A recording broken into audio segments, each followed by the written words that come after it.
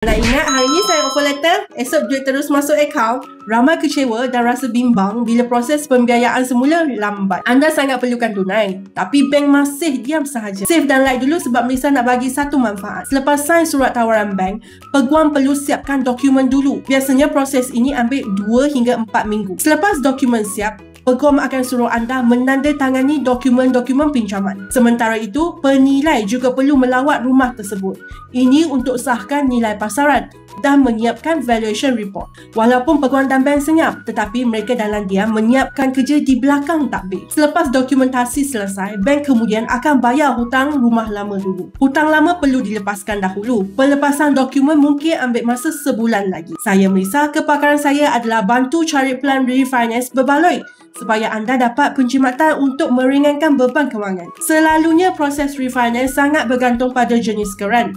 Geran freehold ambil masa singkat, cuma 3 hingga 4 bulan. Tapi jika geran jenis leasehold, bersedialah untuk tunggu 6 hingga 7 bulan lamanya. Ini kerana perlukan kebenaran pihak berkuasa negeri. Dari semasa ke semasa, anda boleh minta update terkini daripada banker atau peguam. Follow Melissa for more tips.